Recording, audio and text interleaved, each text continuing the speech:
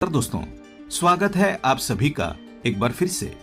दोस्तों, अगर आप अपनी लाइफ में कुछ नया सीखना चाहते हैं तो चैनल को सब्सक्राइब जरूर करिएगा। आज की जो कहानी है जीवन की बड़ी सीख देने वाली कहानी है, ज्ञानवर्धक कहानी है। इसे सुन लेने से, इसमें बताई बातों पर अमल करने से जिंदगी में कभी आपको हार का सामना नहीं करना पड़ेगा, ना किसी के सामने झुकना पड़ेगा। ये एक तीतर की कहानी है। तीतर को बताई 8 बातें कुछ ऐसी है। तीतर कहता है कि जो इंसान अपने जीवन में सुख समृद्धि पाना चाहता है, हमेशा सुखी जीवन जीना चाहता है, वो इंसान इन 8 बातों को अपने जीवन में हमेशा याद रखें और हो सके तो इन 8 बातों को अपने संतानों को भी जरूर बता के जाएं। ऐसी 8 अनमोल बातें तीतर बताता है जो दिव्य साधु महाराज ने उसे बताई।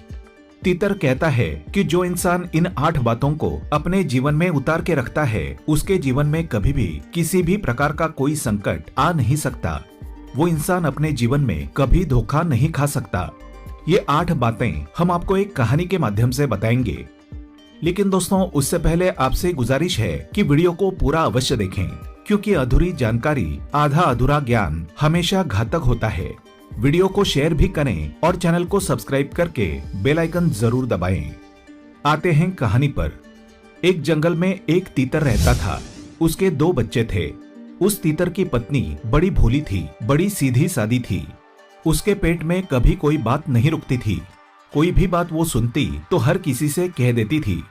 उनके जितने भी मित्र थे, जितने भी अड़ोसी पड़ोसी थे, उन सभी को ये बात अच्छी तरह मालूम थी कि तीतर की घरवाली के पेट में कभी कोई बात रुकती नहीं है। इसी बात को लेकर तीतर बड़ा परेशान था। वो तीतर जंगल में जाता, शिकार करता और शिकार लाकर अपने बीवी बच्चों को खिलाता, उनका पालन पोषण करता। उसी जंगल में कई और पक्षी भी रहा करते थे। उनके पड़ोस में उनका मित्र कौवा रहता था। ये कौवा उस तीतर का पड़ोसी मित्र था और कौवा हर बार तीतर से पूछा करता कि तीतर भाई, तुम कहाँ जाते हो? अच्छे अच्छे शिकार करके लाते हो और अपने बच्चों को अच्छा अच्छा भोजन खिलाते हो। ऐसा तुम क्या करते हो, जरा मुझे भी बताओ। वो तीतर अपना भेद कभी नहीं खोलता, लेकिन तीतर की आदत थी कि वो अपने घरवाली से इस बात को कह देता था कि मैं इस तरीके से शिकार ढूंढता हूँ और इस तरीके से शिकार करके लेकर आता हूँ। वो तीतर और किसी को अपनी बात नहीं बताता था, लेकिन उसकी घरवाली जो बड़ी भोली थी, बड़ी सीधी थी, उसके पेट में कभी कोई बात नहीं रुकती थी। और तीतर से कुछ पता नहीं चलने पर वो कौवा तीतर की घरवाली से इस बात को पूछता था कि तुम्हारा पति कहाँ जाता है और कैसे शिकार करके लाता है। वो तीतर अपने घरवाली को खूब समझाता कि तुम किसी से कुछ मत कहा करो। अगर तुम ऐसे करती रही तो एक दिन ऐसा आएगा कि हमारे खाने के लाले पड़ जाएंगे, हमें भोजन मिलना बड़ा मुश्किल हो जाएगा। लेकिन उस तीतर की पत्नी भोली थी और भुलक्कड़ भी। वो कुछ देर उस बात को याद रखती, लेकिन कुछ देर बाद पति तीतर ने कही बात को भूल जाती। इसी बात को लेकर वो तीतर बड़ा चिंतित रहता था, क्योंकि तीतर मेहनत से भोजन इकट्ठा करके लाता था। हर रोज नई जगह खोजने की कोशिश करता था, नई जगह खोजकर अपना भोजन तलाश करता। लेकिन जब शाम को आकर अपनी पत्नी को बताता, वो बात पत्नी दूसरे दिन उस कौवे को बता देती। कौवा अक्सर इसी फिराक में रहता और तीतर की पत्नी को अक्सर पूछा करता कि तुम्हारा पति कहाँ गया था, इतने कम समय में भोजन कहाँ से लाया। वो कहता कि हम दिन भर भटकते रहते हैं, लेकिन हमें कहीं भोजन नहीं मिलता, और तुम्हारा पति ऐसा क्या करता है जो फट से जाता है और फट से भोजन लेके आता है। कौवे की इस बात को सुनकर उस तीतर की पत्नी वो सारी बातें बता देती जो तीतर उससे कहता, क्योंकि तीतर रोज जाता और रोज नई जगह खोज करके भोजन लेकर आता। और आते ही उसकी पत्नी पूछती कि आज कहाँ से लेके आए हो।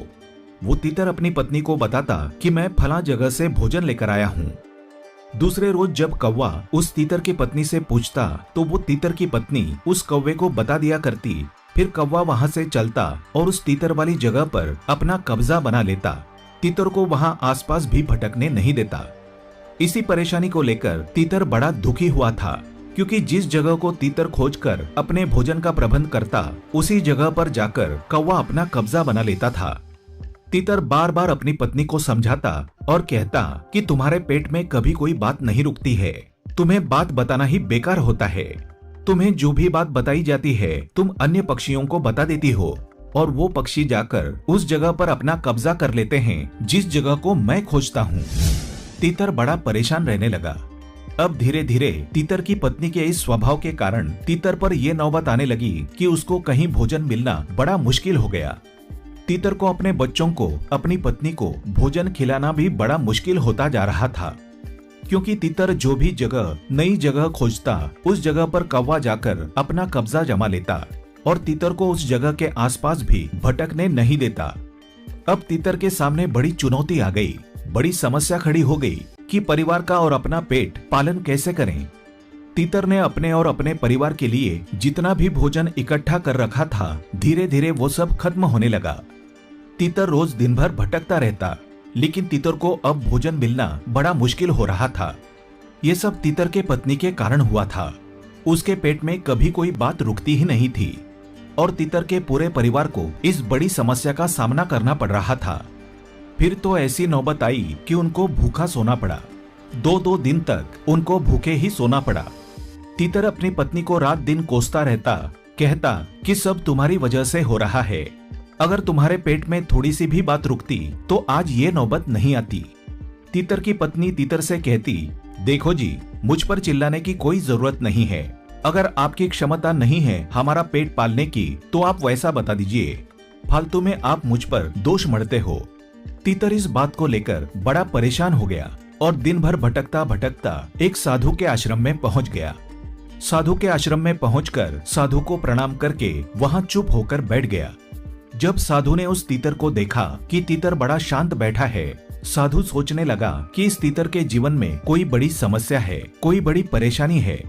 वो साधु उस तीतर के पास गया और तीतर से पूछने लगा कि तीतर, तुम्हारी ऐसी कौन सी समस्या है जो तुम इतने परेशान बैठे हो? लगता है कोई गंभीर समस्या है। तीतर ने साधु महाराज को प्रणाम किया और साधु को वो सारी घटनाएं सुनाई। तीतर कहने लगा, साधु महाराज, मेरी पत्नी के कारण मुझे ये दिन देखने पड़ रहे हैं। मैं हर रोज नए भोजन की खोज करता और अपने परिवार का पालन पोषण करता था, लेकिन जब मैं भोजन लेकर शाम को घर जाता तो मेरी पत्नी मुझसे पूछा करती कि आज भोजन कहाँ से लेकर आए हो, और मैं अपनी पत्नी को वो सारी बातें बता देता था। मैं यही सोचता था कि मेरी पत्नी मेरी जीवन संगिनी है और पत्नी से किसी भी बात का भेदभाव नहीं रखना चाहिए। इसी विचार से मैं अपनी पत्नी से पूरी बातें बता दिया करता था, लेकिन मेरी पत्नी बड़े भोले स्वभाव की है, बड़ी भुलक्कड़ है।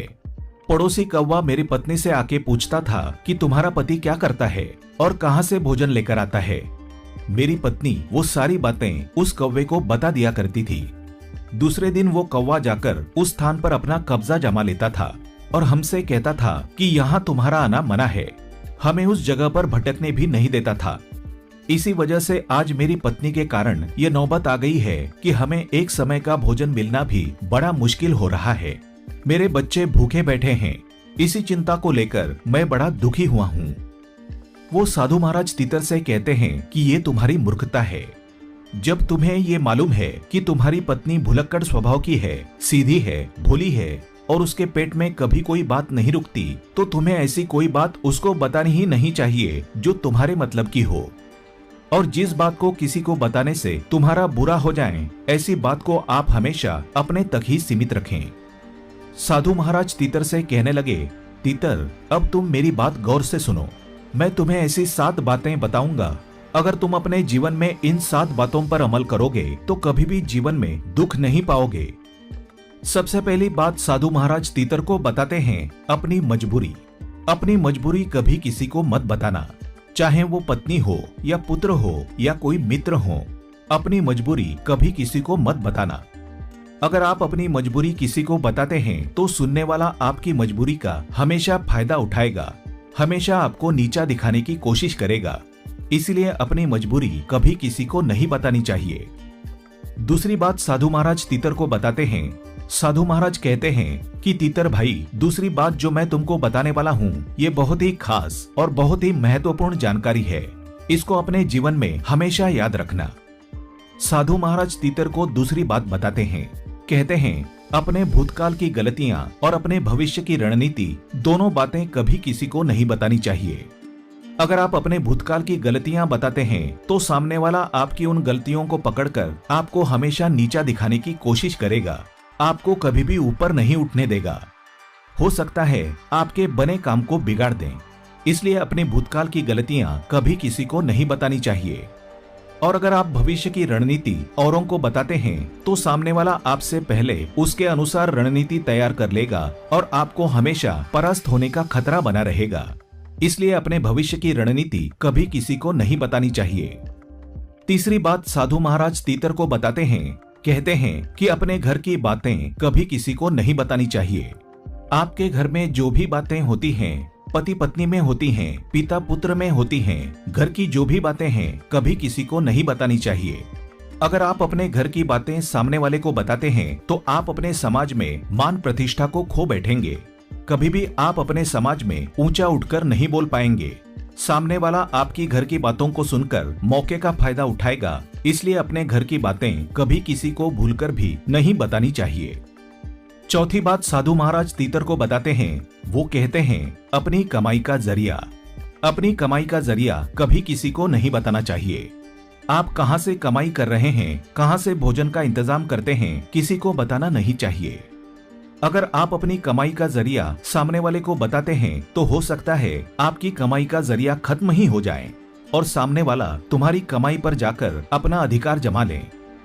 दर्शकों, जिस तरीके से उस तीतर के साथ हो रहा है कि तीतर रोज नई जगह खोजता है और उस जगह पर जाकर कौवा अपना कब्जा जमा लेता है, इसी तरीके से अगर आप कमाई का जरिया सामने वाले को बताते हैं तो हो सकता है सामने वाला आपकी कमाई के जरिए पर अपना अधिकार जमा ले और आपकी कमाई का जरिया ही खत्म हो जाए। इसलिए अपनी कमाई का जरिया कभी किसी को बताना नहीं चाहिए।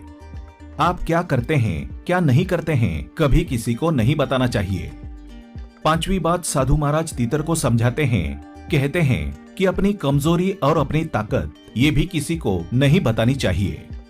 अगर आप अपनी कमजोरी बताते हैं तो सामने वाला आपकी कमजोरी का फायदा उठाएगा और अगर आप अपनी ताकत बताते हैं तो सामने वाला आपकी ताकत का तोड़ निकाल सकता है, आपकी ताकत को खत्म कर सकता है। इसलिए अपनी कमजोरी और अपनी ताकत भी किसी को नहीं बतानी चाहिए। कितना भी घनिष्ठ मित्र हो, कितनी भी नजदीकियां हो, अपनी कमजोरी और अपनी ताकत कभी भी किसी को नहीं बतानी चाहिए। छठी बात साधु महाराज उस तीतर को कहते हैं कि कभी भी जीवन में अपने मित्र और अपने शत्रुओं के बारे में किसी को नहीं बताना चाहिए। अगर आप किसी को बताते हैं कि फला आदमी मेरा मित्र है तो हो सकता है भविष्य में सामने वाला आपकी मित्रता ही खत्म कर दें और आपके मित्र को आपका ही शत्रु बना दें। इसलिए अपने मित्र के बारे में कभी किसी को ना बताएं। और अगर आप अपने शत्रुओं के बारे में किसी को बताते हैं तो हो सकता है सामने वाला आपके शत्रु से जा मिले और आपके शत्रु का बल और भी अधिक हो जाए। इससे आपको ही अधिक खतरा हो सकता है। इसलिए कभी भी कोई भी संकट आ जाए, कैसी भी मजबूरी आ जाए, लेकिन कभी भी अपने मित्र और शत्रुओं के बारे में किसी को भी नहीं बताना चाहिए। सातवीं बात साधु महाराज बताते हैं, तीतर भाई गौर से सुनिए, दिया हुआ दान कभी भी किसी को नहीं बताना चाहिए। अगर आप दाएं हाथ से दान देते हैं तो बाएं हाथ को भी पता नहीं चलना चाहिए। अगर आप दिए हुए दान के बारे में किसी दूसरे को बताते हैं, अपनी बढ़ाई के चक्कर में बताते हैं, अपनी डींगे हाँकने के चक्कर में दिए हुए दान को किसी अन्य को बता देते हैं तो आपका दिया हुआ दान व्यर्थ चला जाएगा और उसका आपको कोई फायदा नहीं मिलेगा। इसलिए दान के बारे में कभी किसी को नहीं बताना चाहिए। तो ये 7 बातें साधु महाराज ने तीतर को समझाई। तीतर के मन में 7 बातें बिल्कुल बैठ गई। तीतर ने उन बातों पर अमल कर लिया। फिर धीरे धीरे तीतर ने अपनी पत्नी को बातें बताना बंद कर दिया। उसके बाद तीतर का जीवन पहले जैसा सुखमय हो गया। तीतर अपना जीवन सुख से व्यतीत करने लगा। आप भी अपना जीवन सुखमय तरीके से व्यतीत करने के लिए इन बातों को अपना लें। उम्मीद करते हैं आपको कहानी पसंद आई होगी। ऐसी ही अच्छी सीख दिलाने वाली कहानियां सुनने के लिए चैनल को सब्सक्राइब करें, बेल आइकन को प्रेस करें। धन्यवाद।